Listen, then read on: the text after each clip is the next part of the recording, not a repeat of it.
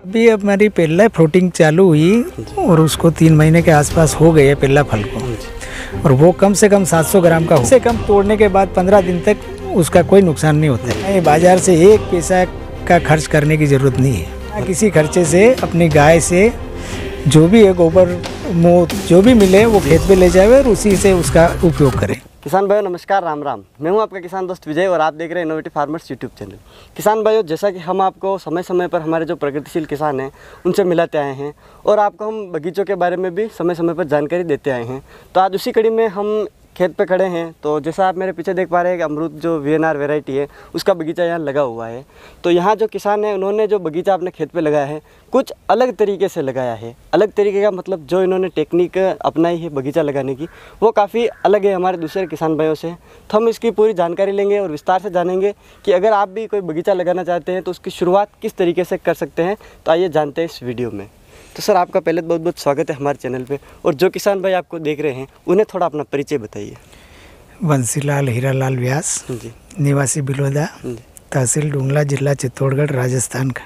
तो अभी आप ये बताइए कि अभी आपने जो बगीचा लगा रखा है ये कितनी ज़मीन में आपने लगाया? ये 1.5 बीघा ज़मीन में है। 1.5 बीघा। तो सबसे पहले मैं जानना चाहूँगा, जैसे हमने पहले भी यह देखा है कि आपने जो बगीचा लगाया है सामान्य तरीके से हमारे जो किसान भी बगीचा लगाते हैं, लेकिन आपने कुछ अलग तरीके से इसकी शुरुआत करी थी, उसके बारे में हम थोड़ा जानना चाहेंगे।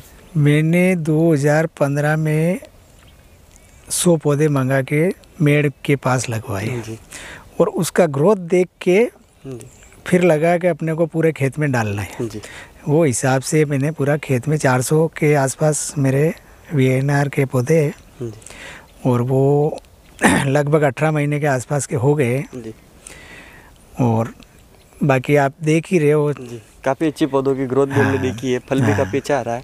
तो जैसे मैं एक चीज़ जानना चाहूँगा कि अगर कोई भी किसान जैसे बगीचा लगाए तो उसे किस तरीके से शुरुआत करनी चाहिए और क्या सावधानी रख के वो शुरुआत करे, तो उसके बारे में थोड़ा बताइए। सबसे पहले एक चीज़ का ध्यान रखना चाहिए कि अपनी ज़मीन में कौन सा पौधा चल रहा है जी और उस हिसाब से थोड़े से शुरू करें जी ताकि उसको आगे भविष्य में आर्थिक नुकसान न पहुँचे, जी और उस हिसाब से मेड़ पे लगावे जी और उसका जो भी ग्रोथ देख के फिर वो सारे पौधे खेत में डालें। किसान भाइयों को ये जानना ज़रूरी है कि अपनी मिट्टी किस तरह की है और उसमें कौन सा उर्वरक चाहिए एक नहीं चाहिए, वो चीज़ का ध्यान रख के पहले मिट्टी परीक्षण करवावे।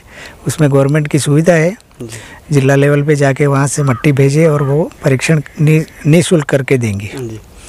उसके बाद में जो भी अगर उर्वरक की कमी हो तो वो हिसाब से बाज़ार में से ला के पूरा कर ले उसको और फिर पौधे लगावे। यानी मतलब किसानों को 2 चीज़ें ध्यान में रखनी चाहिए। सबसे पहले तो खेत की जो मिट्टी की जांच करानी चाहिए। हाँ जी। उसके बाद अपने एरिया के हिसाब से देखना चाहिए अपनी मिट्टी में कौन सा पौधा जमेगा, वही पौधे उन्हें लगाने चाहिए।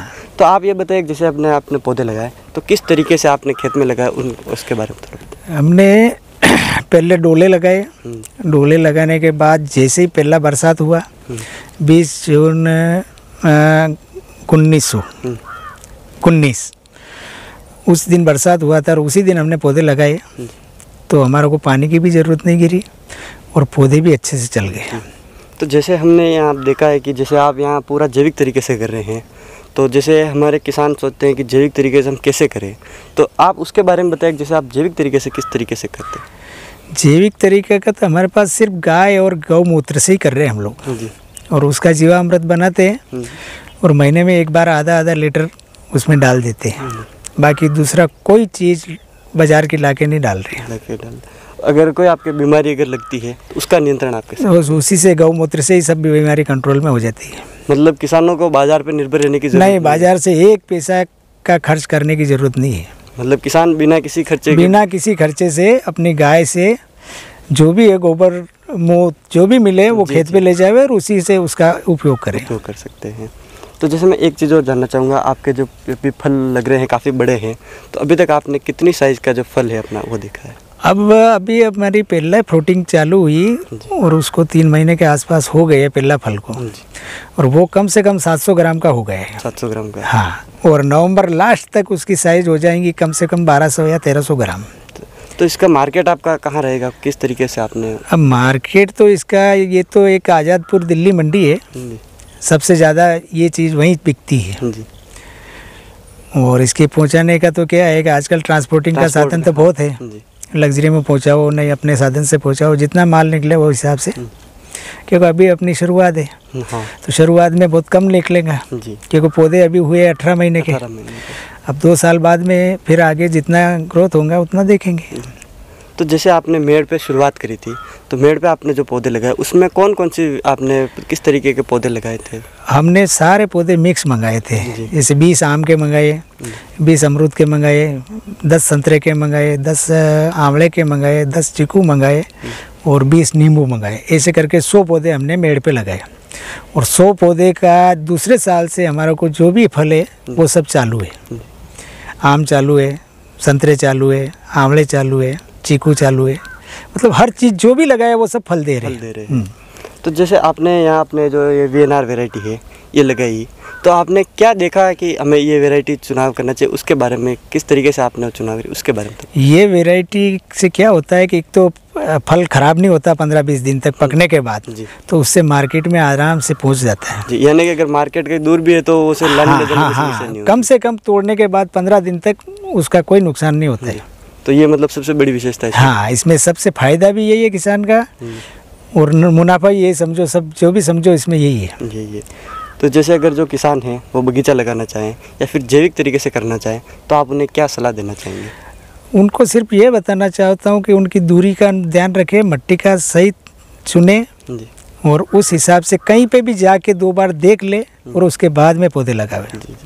क्योंकि अनुभव बिगड़ कुछ नहीं है। हाँ थोड़ा ऐसा किताबी ज्ञान है, किसने बोल दिया और उससे लगा दिया, वो नहीं होगा। जी, खुद करेंगे, देखेंगे तो ही आगे जाके बढ़ेंगे। और किसान भाइयों को एक बात और बताना चाहता हूँ कि जो भी पौधे लगाओ, और गवर्नमेंट उस पर सब्सिडी भी दे रही है, और गवर्नमेंट किस किस पौधे पे सब्सिडी दे रही है, तो जिला मुख्यालय पे जाके उससे संपर्क करे और वही पौधे लगावे जी। यानी हाँ, अपना जो जिला मुख्यालय होता है जहाँ अपना उद्यान विभाग है, वहाँ से किसान भाइयों को पूरी जानकारी मिल जाएगी अपने जिले का जो जलवायु है वो किस तरीके की है और वहाँ कौन से पौधे लगाने चाहिए। तो इस बात का किसान भाइयों विशेष ध्यान रखें। जैसे मैंने यहाँ एक चीज़ और देखी है कि आपने बीच बीच में कुछ और भी फसलें लगा रखी है, जैसे आपने प्याज वगैरह लगा रखे हैं, तो उसके बारे में आप थोड़ा बताएं। इसमें क्या है कि अपने को अगर फल नहीं चालू हो रहा तो ये ज़मीन वेस्ट नहीं पड़ी रहे जी, और उसमें अपने को ये दूसरी खेती से जो भी अपने को मुनाफा मिले वो खर्चे में पूरा हो जाएगा। यानी मतलब जब तक पौधे छोटे तब तक हम दूसरी फसल ले सकते हैं। हाँ, दूसरी ले सकते हैं और उसमें 2 साल तक आराम से ले सकते हैं। तो आपका बहुत बहुत धन्यवाद। तो किसान भाई, उम्मीद है कि आपको वीडियो पसंद आया होगा। वीडियो पसंद आए तो वीडियो को लाइक करें, साथ ही दूसरे किसान भाई तक इस वीडियो को शेयर जरूर करें। मिलेंगे इसी प्रकार की एक और जानकारी के साथ अगले वीडियो में। तब तक के लिए जय भारत, जय जवान, जय किसान।